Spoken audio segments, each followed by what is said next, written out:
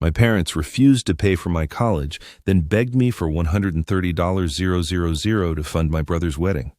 But what I gave them instead stunned everyone. I, a 32-year-old male, grew up in a dingy blue-collar town about 1 hour outside of Chicago. It was the kind of place where the main employer was a factory that was always threatening to close down. And everyone knew exactly what car you drove and who you dated in high school. It was just me, my parents, and my older brother Jake, a 34-year-old male who was 1.5 years older than me, but might as well have been a different species. According to my parents, we lived in a rundown split-level house that my dad, a 58-year-old male, was always promising to renovate but never did. The carpet was a gross beige color from the 1980s, and the kitchen had these hideous yellow countertops that Mom swore would come back in style. Dad worked as a shift manager at the local manufacturing plant, the same place his father had worked before him. Meanwhile, Mom, a 56-year-old female, ran a sad little craft store downtown that barely broke even, but gave her something to brag about at church. "I am a small business owner," she would say, as if selling yarn and scrapbooking supplies made her Elon Musk. From literally day one, Jake was the golden child. I'm not exaggerating or being dramatic. There are actual baby pictures where he is front and center while I'm barely visible in the background. For example, in one family photo, Jake is sitting on Dad's shoulders while I'm standing off to the side, half cropped out of the frame. This was not an accident. It was literally the framed photo they chose to put on the mantle. Jake would half-ass his way to a C++ average, and my parents would take him out for ice cream to celebrate his improvement. Meanwhile, I would bring home straight A's, and my dad would just grunt and ask if I had mowed the lawn yet. "School comes easy to you," he would say, as if that somehow made my achievements less impressive. "Jake has to work for it." Yeah, he had to work for it because he spent more time playing video games than studying, but apparently that made him the hard worker. Make it make sense. I still remember standing in our dingy living room, clutching my regional math competition trophy, while my parents were losing their minds over Jake making the football team as a third-string linebacker. "Jake, honey, this is fantastic. You are going to be the star of the team. You are just so athletic."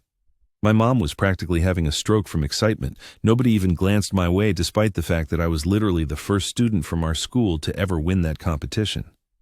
When I finally said, "Hey, did you guys see my trophy?" my mom just said, "That is nice, honey. Put it in your room. We need the coffee table space for Jake's football schedule." This pattern defined my entire childhood.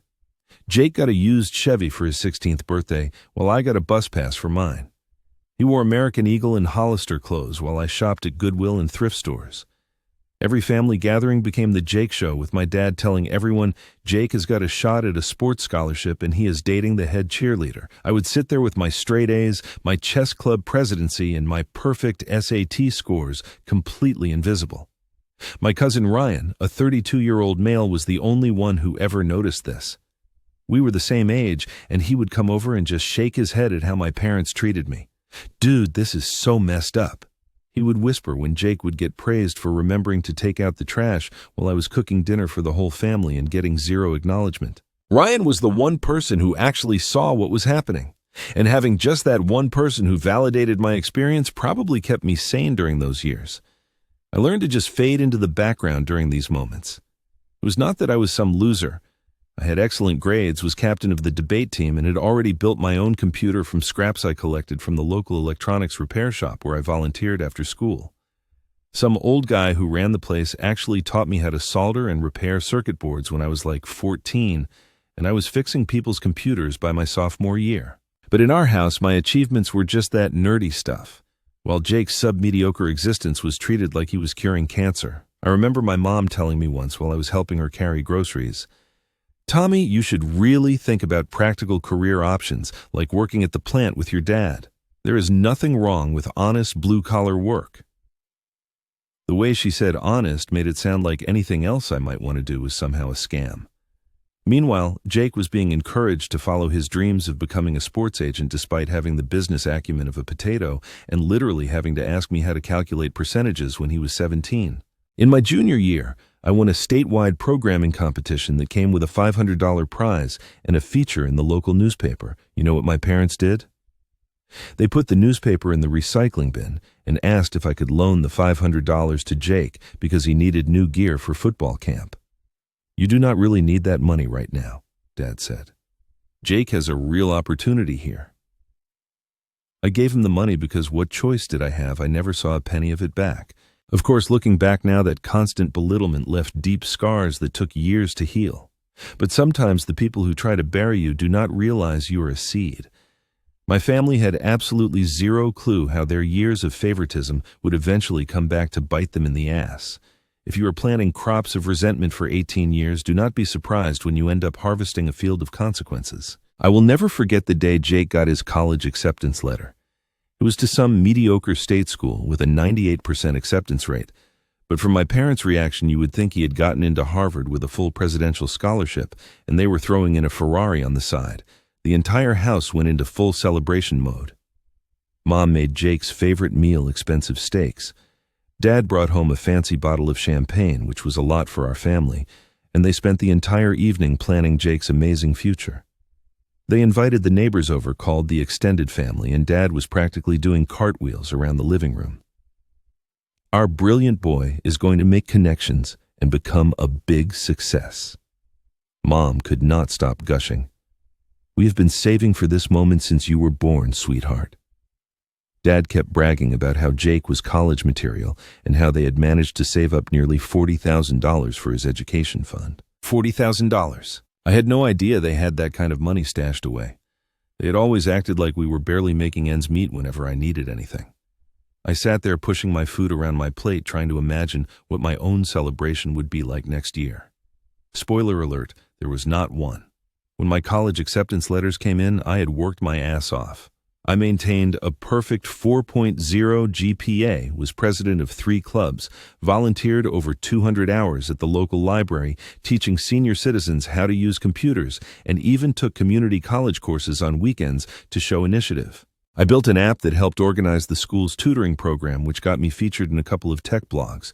My hard work paid off. I got accepted to MIT with a partial scholarship for computer engineering. I was over the moon. This was my ticket out of our town, my chance to actually make something of myself. I was so excited that I rushed home to tell my parents. The acceptance letter clutched in my hand, barely able to contain myself. But the response was like a bucket of ice water. MIT. My mom laughed with this dismissive snort that made my stomach drop. Tommy, be realistic. We cannot afford to send you there even with a scholarship. Besides, you're not really cut out for a place like that. I could not believe what I was hearing. But what about all the money you saved for college? You were paying for Jake's tuition and housing and even buying him a new laptop.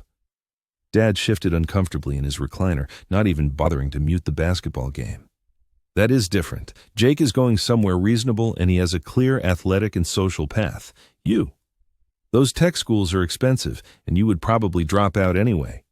You are more suited for practical work.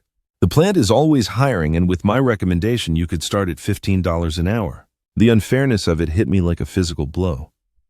So you saved money for Jake's college, but nothing for mine, even though you have known for years that I wanted to study computer science.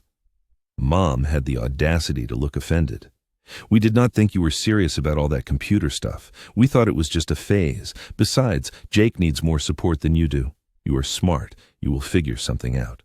Or I was desperate. I could work while studying, I pleaded. Just help me with the first year. We could get a loan. I will pay back every penny with interest. I will even sign a legal contract.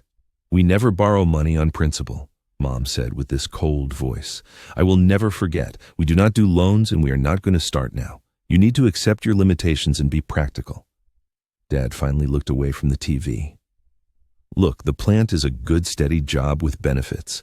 You could work your way up like I did. In 15 years, you could be making $22 an hour with full dental. That is nothing to sneeze at. I stood there, the acceptance letter crumpling in my hand as I clenched my fist. 15 years to make $22 an hour. That is your big dream for me. It is called being realistic, Dad snapped. Not everyone gets to chase silly dreams. Someone has to do actual work in this world. That night I punched a hole in my bedroom wall and then carefully patched it so they would not have another reason to call me irresponsible. I lay in bed staring at the ceiling, tears of frustration burning in my eyes. It was not just about the money. It was the realization that they had never believed in me, had never even considered that I might be worthy of the same investment they had made in Jake. By morning, though, determination had replaced my anger. I called the only person who had ever actually believed in me. My Uncle Rob, a 51-year-old male, my dad's younger brother, who had always been the black sheep of the family for moving away and starting his own business. "Uncle Rob, I need your advice," I said. I explained everything over the phone, trying not to sound as desperate as I felt. "I cannot just give up on MIT. This is my one shot." There was a long pause on the line. "Those idiots," he finally said, and I could hear the disgust in his voice. "I always knew they played favorites, but this is on another level. Listen, I do not have college money sitting around, but I do have something else to offer. How about you come work for my tech consulting business? Real work, real pay. We can figure out online classes or community college transfers later." Uncle Rob had built a successful IT infrastructure company in Philadelphia after teaching himself programming. He had left our hometown right after high school, much to my grandparents' disappointment. My dad always dismissed his success as lucky timing during the tech boom, which I later realized was just jealousy. Uncle Rob had made something of himself without following the family's expected path, and that was unforgivable in my dad's eyes. "Are you serious?" I could not believe what I was hearing. Dead serious. "I need someone young who can learn fast, and from what you have told me over the years, you have already taught yourself more than most of my entry-level hires know. The job comes with an apartment above my garage. It is small, but it is yours rent-free if you want it." I did not even hesitate. "When can I start? How fast can you pack?" I spent that evening packing everything I cared about into 2 duffel bags and a backpack. It was not much: some clothes, my ancient laptop, a few books, and the small collection of programming awards I had won over the years. I did not tell my parents about my plans until the next morning when Ryan showed up in his beat-up Honda to drive me to Philadelphia. When I told my parents I was moving to Philadelphia to work for Uncle Rob, they lost their minds. "You are throwing your life away on some pipe dream," Mom screamed, her face getting that blotchy red color it always did when she was angry. "Rob will fire you within a month when he realizes you are not cut out for that kind of work." Dad was even worse. "You ungrateful little. After everything we have done for you, we raised you, fed you, clothed you, and this is how you repay us, by running off to be a burden on my brother." My cousin Ryan helped me load my stuff into his car while my parents continued their guilt trip. Jake just stood in the doorway with this confused look on his face, like he could not comprehend why I would not want to work at the plant like Dad. "Do not come back when you fail," Mom said as a parting shot when I was walking out the door. "Do not think you can just crawl back here when Rob gets tired of your attitude." "I will not," I promised, and I meant it. As Ryan and I drove away, I could see my parents in the rearview mirror standing on the porch with matching expressions of anger and disbelief. That image stayed with me for years. The moment I chose myself over their limited vision of who I could be. "You are doing the right thing," Ryan said after we'd been driving in silence for a while. "They were never going to let you be anything more than Jake's shadow."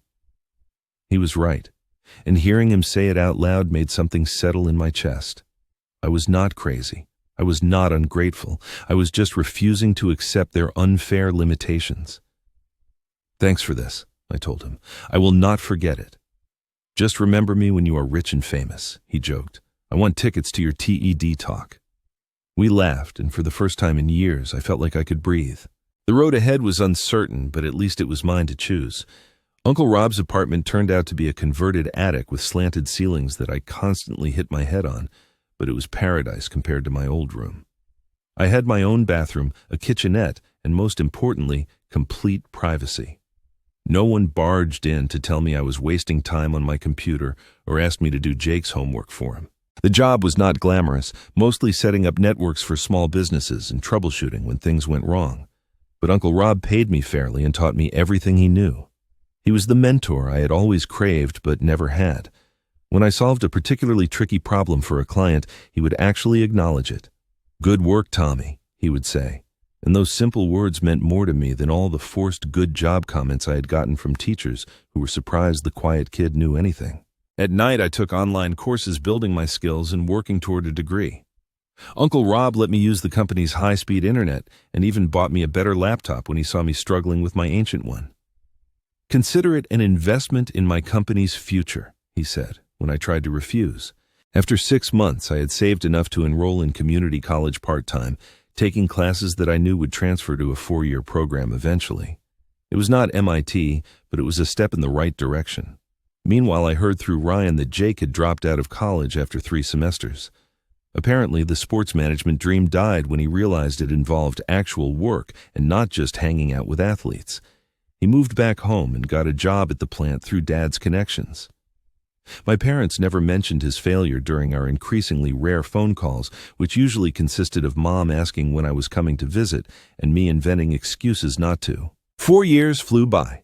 I completed my bachelor's in computer science while continuing to work for Uncle Rob.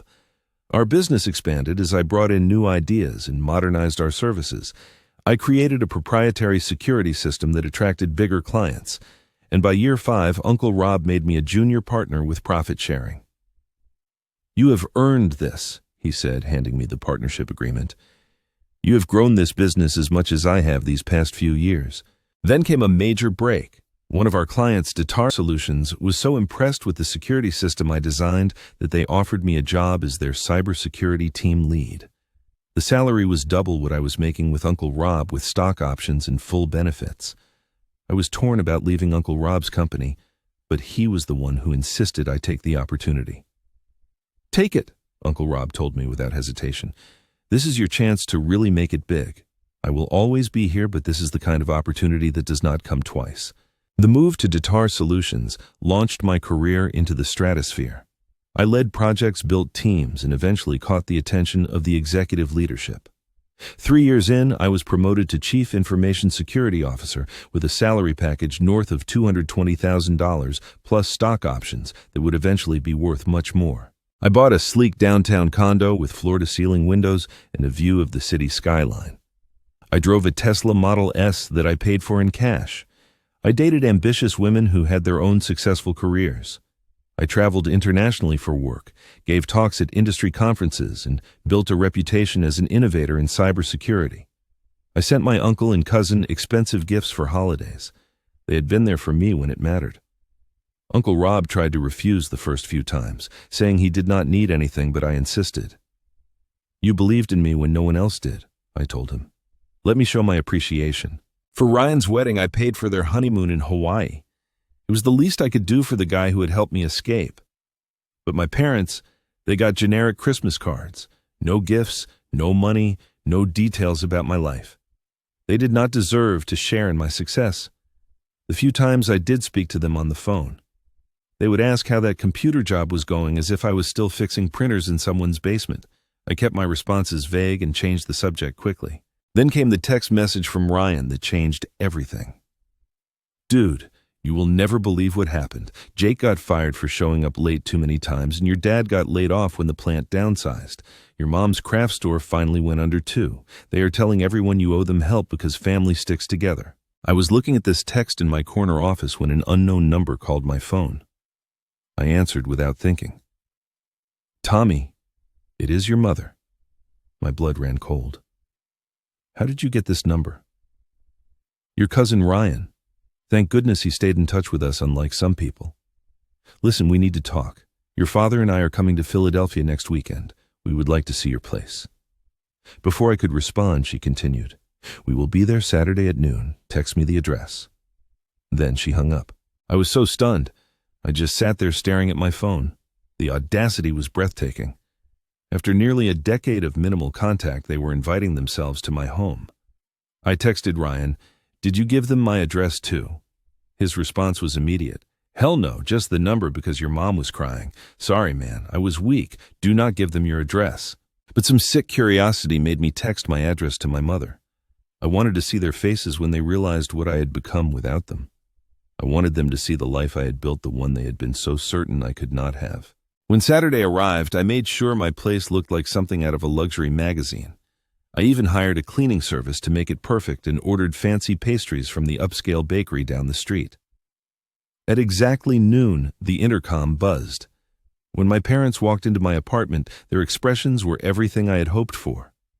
Mom's eyes darted from the panoramic windows to the modern furniture to the original artwork on the walls. Dad stood awkwardly in the entrance, looking smaller and older than I remembered his factory jacket worn at the elbows.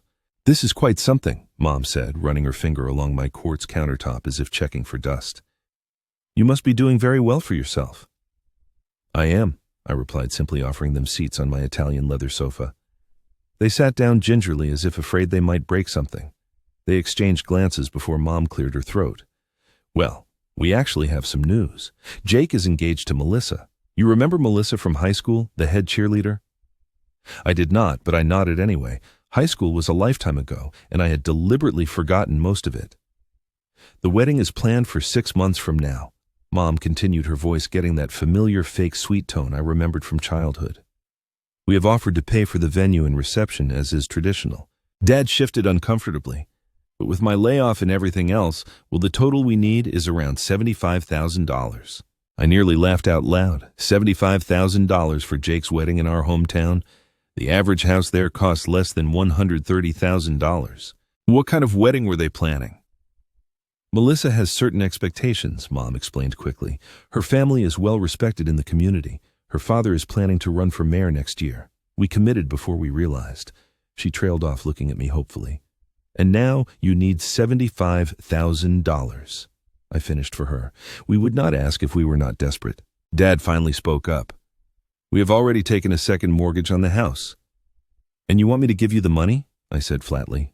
Loan, Dad interjected. We are asking for a loan. We will pay you back. We will even sign papers.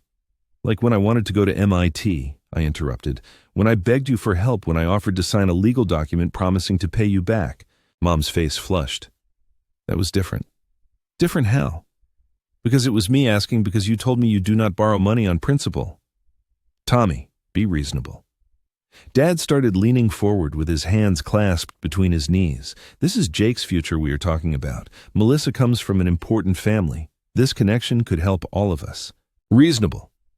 Like you were reasonable when you told me I was not cut out for tech, when you suggested I work at the plant instead of pursuing my dream, when you called me ungrateful for accepting Uncle Rob's help. That is not fair, Mom protested, her voice rising. We were just looking out for you. We did not want you to get your hopes up for something that might not work out. No. What is not fair is that you are only here because you need something from me. You have not spoken to me in years except for obligatory holiday calls. You did not even know where I worked until today. And now you want $75,000. I walked to the door and opened it. I do not loan money on principle. I believe that is a family tradition, is not it. Mom's face turned red with anger. How dare you throw our words back at us after everything we have done for you? We raised you. We put a roof over your head. We fed you. You did the legal minimum required of parents. I cut her off. And you never let me forget it was an obligation, not a choice. Please leave now. Dad stood up, his face a mixture of anger and embarrassment. You think you are so much better than us now with your fancy apartment and your big job. But I remember when you were just a skinny kid who could not throw a football to save his life. And I remember when you told me I had never amount to anything, I replied calmly. It looks like one of us was wrong. They stormed out, Mom muttering about ingratitude and Dad avoiding eye contact. As I closed the door behind them, I felt a weight lift from my shoulders. For the first time in my life, I had stood up to them on my own terms in my own home from a position of strength. I poured myself a glass of bourbon and stood by the window looking out at the city skyline. I had made it despite them. No, because of them. Their lack of faith had been the fuel that drove me to prove them wrong. In a twisted way, I almost owed them thanks for being such terrible parents. Almost. The call started the next day. First Jake, then Mom again, then some aunt I barely remembered. They all had the same message. I needed to do the right thing and help the family out. Jake's call was particularly galling. Bro, I know we were not close growing up, but this is important, he said, his voice that fake casual tone people use when they're trying to manipulate you. Melissa is the best thing that ever happened to me. Her family is connected, man. This could change everything for all of us. All of us or just you? I asked. Do not be like that. Look, I know Mom and Dad favored me growing up. I'm not blind. But that was not my fault, was it? The audacity of him acknowledging it so casually, as if it was just some minor family quirk and not something that had shaped my entire childhood, made my blood boil. You never once stood up for me, I reminded him. Not once. We were kids, Tommy. What was I supposed to do? You were supposed to be my brother, I said, and hung up. A week after my parents' visit, my work phone rang with a local number I did not recognize. "Is this Thomas Mitchell?" a female voice asked when I answered. "Yes." "Who is this?" "This is Melissa, Jake's fiancée. We have not met, but I have heard so much about you." "All bad, I'm sure," I replied dryly. She laughed, a practiced musical sound. "No, actually, Jake says you are the smart one, the successful one. That is why I wanted to talk to you personally about our situation." "Melissa, I have already told my parents." "Your parents do not know I'm calling," she interrupted. "Look, I will be straight with you. This wedding is important for my family standing in the community. My father is running for mayor next year, and everyone who matters will be at this wedding. It needs to be perfect, and you need my money to make it perfect." I said, "I need your help to make sure your brother does not embarrass me," she corrected. "The wedding is already paid for. Your parents took out a loan against their house." "Then why did they ask me for money?" There was a pause. "Because they cannot make the first payment. The loan has some aggressive terms. If they miss a payment, the interest rate doubles. Let me get this straight. They took a predatory loan they cannot afford for a wedding they cannot afford, and now that is somehow my problem." "Family helps family," she said, as if reciting a line she had been taught. "That has not been my experience," I replied. "Listen," her voice hardened. "My father has connections. He could help your career if you help us. Or he could make things difficult. It is your choice." The threat was so unexpected, I actually laughed. "Did you just threaten my career over your wedding?" "I am simply pointing out that actions have consequences," she said smoothly. "Think about it. We need an answer by Friday." After she hung up, I sat back in my chair, stunned at the audacity. Then I started making calls of my own, first to my company's legal team to document the threat, then to a private investigator I had worked with on a corporate espionage case, then to Uncle Rob. "They did what?" Uncle Rob exploded when I told him about the predatory loan and the threat. "Yeah, and apparently her future father-in-law has connections that could hurt my career," I said. "Tommy, these people are toxic. You do not owe them anything." "I know," I said, "but I am not just going to let this go. I think it is time for some consequences of their own." The PI's report came back within 1 week. Melissa's father, Richard Kensington, was indeed planning a mayoral run. He was also involved in some questionable real estate deals and had a sealed juvenile record. Jake had a history of being chronically late to work and was on thin ice at several jobs before finally getting fired. And the best part, the predatory loan came from a company where Kensington was a silent partner. So basically, he is setting up his own future son-in-law's family with a loan he knows they cannot repay. I summarized to Uncle Rob over dinner. "I am guessing the plan is to take their house when they default. That is beyond sketchy." Uncle Rob shook his head. "What are you going to do?" I smiled. "I am going to do what I do best, follow the data and see where it leads." Armed with this information, I set up a meeting with a reporter friend at the Philadelphia Inquirer who had been looking for a breakthrough story.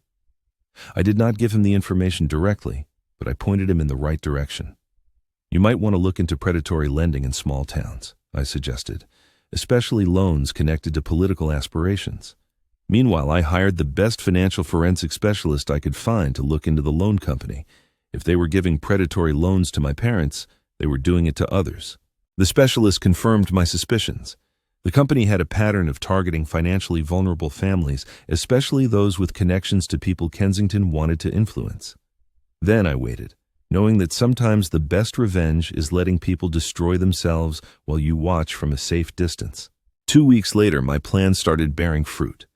The Inquirer ran a front-page expose on predatory lending targeting financially vulnerable families in small towns.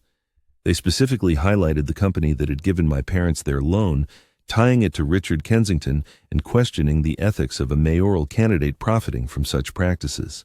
The story got picked up by state news outlets and then national ones. Suddenly, Richard Kensington's mayoral aspirations were in serious jeopardy. The article did not mention my parents specifically, but it detailed several cases similar to theirs, complete with quotes from financial experts about how these loans were designed to fail. My phone exploded with calls and texts from my parents and Jake, all of which I ignored. Then came an email from Melissa. Subject line, "You did this." The body of the email was surprisingly short. "I know you are behind this. You have ruined everything. My father knows people who can make your life very difficult." I did not bother responding. Instead, I forwarded the email to my lawyer with a note. Add this to the file of threats from the Kensington family. Next, I contacted a consumer protection attorney and paid them to represent my parents in a predatory lending lawsuit against Kensington's company without telling my parents. I wanted to help them escape the loan, but I was not about to give them the satisfaction of knowing I was behind it. The attorney called them directly explaining that they had been selected as potential plaintiffs in a class action suit against the predatory lender. All legal fees would be covered. They just needed to provide documentation about their loan. 2 days later, my mother called. "What did you do?" she demanded without preamble. "I have no idea what you are talking about," I replied calmly, leaning back in my office chair. "This lawyer called us about a lawsuit against Richard's company. Then Richard called Jake screaming about betrayal. The wedding is off and it is somehow your fault." "That is unfortunate," I said. "But maybe Jake dodged a bullet. Melissa does not sound like someone who truly cared about him." "You ruined everything," Mom was crying now. "The loan company is threatening foreclosure. Jake lost his new job at Richard's office and we have nowhere to turn." "That sounds like a series of consequences for poor decisions," I observed. "Please," her voice changed, becoming small and desperate. "Please help us, Tommy. We made mistakes, terrible mistakes with you, with everything. But we are going to lose the house. We will be homeless." For a moment I almost felt sorry for them. Almost. But then I remembered all those years of being treated like I was less than Jake. All those times they dismissed my dreams and abilities, all the support they had denied me while lavishing it on my brother. "I will think about it," I said and hung up. I did think about it for 1 whole week. I thought about all the times they had dismissed me, belittled me, chosen Jake over me. I thought about how they had laughed at my dreams and refused to help me when I needed it most. I thought about the fact that they had only reached out when they needed something from me, not because they actually cared about my life or wanted to repair our relationship. But I also thought about something Uncle Rob had said when I first moved in with him. "The best revenge is not making others suffer. It is living well and being nothing like the people who hurt you." Then I made a decision. I called a real estate agent in my hometown and had them find a rental property, a modest 3-bedroom ranch house in a decent neighborhood. Nothing fancy, but comfortable and well-maintained. I bought it outright through an LLC, ensuring my name was not on any paperwork. I wanted to help, but I did not want them to have any legal claim on me or my assets. Then I called my parents. "I have thought about your situation," I said when my father answered. "I am willing to help, but on my terms." The relief in his voice was palpable. "Anything, Tommy. We are desperate here. I have arranged for a place for you to live. It is not fancy, but it is better than being homeless. The address is 1472 Oakwood Drive. The keys will be in a lockbox on the door. The code is 11989. You bought us a house," Dad sounded stunned, and I could hear my mother in the background asking what was happening. "I am providing you with housing," I corrected. "There are conditions." "What conditions?" His voice immediately turned suspicious. "First, I want a full acknowledgement and apology from both you and Mom for how you treated me growing up and when I needed college help. Not just a quick sorry, but a real accounting of everything written and in person. Tommy, that is in the past. Second," I continued as if he had not spoken, "Jake needs to get real help for his issues and find steady employment, not through connections, but actual work." There was a long pause. "How did you know about his problems?" "I make it my business to know things now," I said. "Third, you and Mom will attend financial literacy classes that I will arrange and pay for. And finally, you will both do 100 hours of community service at the local library, the place that gave me sanctuary when home did not." "This is humiliating," Dad protested. "More humiliating than losing your house. More humiliating than how you made me feel my entire childhood. More humiliating than having to beg me for money after telling me I had never amount to anything." The line went quiet. "Those are my terms," I said. "Take them or leave them." "We will take them," he said quietly. "We do not have a choice." "No, you do not, just like I did not have a choice when I needed your help for college. The difference is I'm actually offering you a way forward." 2 weeks later, I flew back to my hometown. My parents had moved into the rental house. When I pulled up in my rental car, they were waiting on the porch looking older and defeated. Mom rushed down the steps and tried to hug me. I stepped back. "The apology first," I said. We sat in their new living room as they took turns acknowledging how they had favored Jake, dismissed my achievements, and refused to help with my education. Mom cried. Dad stared at the floor, his voice hollow. "We were wrong," Dad finally said, meeting my eyes. "You were the one with a real potential, and we were too blind to see it, too stuck in our old-fashioned ideas about success."